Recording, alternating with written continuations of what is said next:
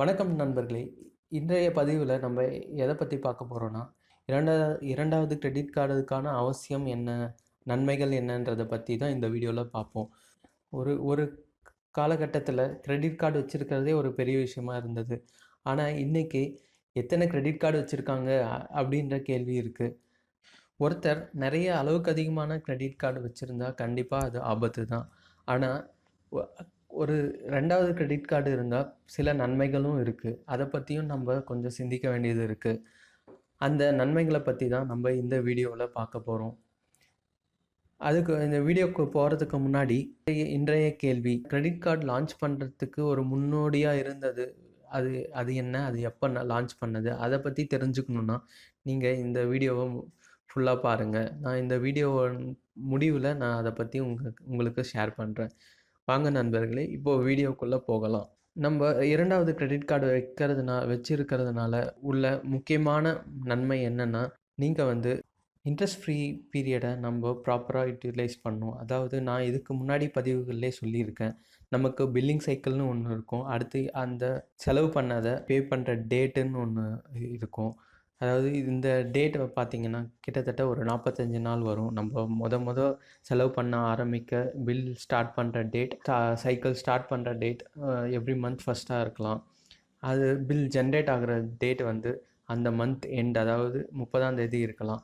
அதுலேருந்து ஒரு 15 நாள் கழிச்சு வந்து உங்களுக்கு அ அந்த பில்ல பே பண்ணதுக்கான டியூ டேட் வந்து பேங்க் உங்களுக்கு குடுக்கலாம். இப்போ பார்த்தீங்கன்னா, நீங்க ஒரு 1 வீக் இல்ல ஒரு 10 நாள் ஃபர்ஸ்ட் 10 டேஸ் நீங்க அத யூஸ் பண்றீங்கன்னா, அதுக்கான பில்ல வந்து நீங்க நெக்ஸ்ட் மந்த் 15ஆம் தேதி தான் அத பே பண்ண வேண்டியிருக்கும்.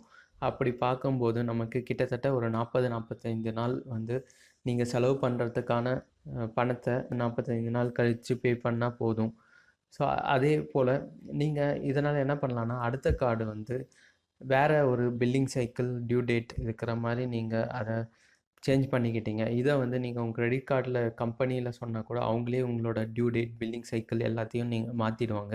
ஸோ, நீங்க இத ரெக்வெஸ்ட் பண்ணீங்கன்னா, அது வந்து நெக்ஸ்ட் 15 டேஸ் அதாவது அந்த பில் ஸ்டார்ட் பண்றது 15த் எவ்ரி மந்த் 15த்ல ஸ்டார்ட் பண்ணி நெக்ஸ்ட் மந்த் 15த் வரைக்கும்.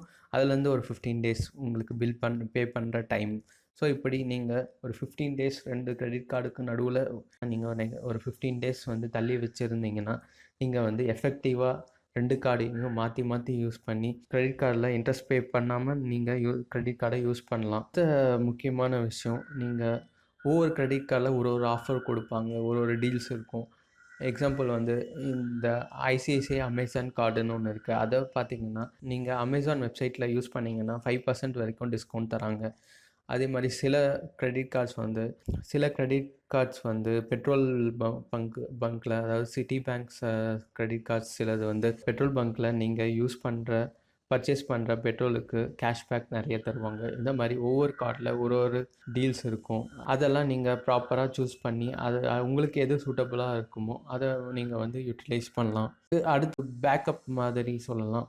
அதாவது நம்ப ஒ சில டைம் நோட் பண்ணியிருப்போம். நம்ப வந்து ஒரு கடையில கொண்டு போய் குடுத்தோம்னா, இந்த கார்டு யூஸ் பண்ணி பார்த்துட்டு, "சார் இது ஒர்க் ஆகல. இது சர்வர் ப்ராப்ளமா இருக்கு. வேற கார்டு இருக்கா?" அப்படின்னு கேட்பாங்க. ஸோ இந்த மாரி சிச்சுவேஷன நம்ப அவாய்ட் பண்ணோம்னா, நம்ப பெட்டர் ஒரு பேக்கப் இல்ல ஒரு ஆல்டர்னேட் கார்டு வச்சிருக்கிறது சேஃப். அடுத்து எமர்ஜென்சி எக்ஸ்பென்சஸ்க்கு ரொம்பவே யூஸ்ஃபுல்லா இருக்குங்க. மெடிக்கல் எக்ஸ்பென்சஸோ, இல்ல ஒரு கல்யாணம், இல்ல ஹவுஸ் வார்மிங் இந்த மாரி ஒன் டைம் எக்ஸ்பென்ஸ் ரொம்ப ரேரா நடக்கக்கூடிய ஒரு பெரிய எக்ஸ்பென்சஸ்க்குலாம் வந்து நம்ம ஒரு கார்ட மட்டும் யூஸ் பண்ணிட்டு இருந்தோம்னா, நமக்கு அத மேனேஜ் பண்றது கொஞ்சம் கஷ்டமா தான் இருக்கும். அத நம்ப அவாய்ட் பண்ணணும்னா, 2வது கார்டு வச்சிருந்தோம்னா, நமக்கு நெறைய விதத்துல யூஸ்ஃபுல்லா இருக்கும். மல்டிபிள் கார்ட்ஸோட பெனிஃபிட்ஸ் வேற ஏதாவது நான் மிஸ் பண்ணியிருந்தேன்னா, நீங்க கமெண்ட் செக்ஷன்ல பதிவு பண்ணுங்க. இப்போ நான் முதல்ல கேட்ட கேள்விக்கான பதில். அதாவது கிரெடிட் கார்டுன்ற கான்செப்ட் உருவாகுறதுக்கு முன்னோடியா இருந்த விஷயத்த பத்தி நான் கேட்டிருந்தேன். ஆமாங்க. 1928ல சார்ஜ் ஆஃப் பிளேட்ஸ் அப்படின்னு ஒரு விஷயத்த யூஸ் பண்ணியிருந்திருக்காங்க. அதுதான் வந்து கிரெடிட் கார்டுக்கான முன்னோடி அப்படின்னு சொல்றாங்க. ஆனா, அதுல என்ன பிரச்சனை இருந்ததுன்னா, அது வந்து ஒரு பர்ட்டிகுலர் ஸ்டோர்ஸ் அதாவது பர்ட்டிகுலர் ஷாப்ஸ் வந்து அவங்க ஷாப்பில் மட்டும்தான் யூஸ் பண்ண முடியுன்ற மாதிரி கஸ்டமர்ஸ்க்கு கொடுத்து வச்சுருந்தாங்க. அது அதே மாதிரி அது வந்து ஒரு இப்போலாம் கம்ப்யூட்டர்லாம் இல்லாததுனால அது ஒரு மேனுவல் சிஸ்டமாக தான் இருந்தது. ஸோ நீங்கள் அந்த பிளேட்ஸை வச்சுட்டு நீங்கள் அந்த பர்ட்டிகுலர் ஷாப் அந்த பர்ட்டிகுலர் கஸ்டமர் அந்த பர்ட்டிகுலர் ஷாப்பில் மட்டும்தான் அவங்க டிரான்சாக்ஷன் பண்ண வேண்டி இருந்தது. நீங்கள் கிரெடிட் கார்ட்ஸ் பற்றி வேறு ஏதாவது டவுட்ஸ் இல்லை கொஷின்ஸ் கிளாரிஃபிகேஷன் ஏதாவது உங்களுக்கு தேவைன்னா நீங்கள் கமெண்ட் செக்ஷனில் கட்டாயம் பதிவு பண்ணலாம். இந்த வீடியோ சீரிஸ் உங்களுக்கு பிடிச்சிருந்ததுன்னா நீங்கள் இந்த வீடியோவை சப்ஸ்கிரைப் பண்ணுங்கள் மற்றும் லைக் அண்ட் ஷேர் பண்ணுங்கள். மற்றொரு நல்ல பதிவில் உங்களை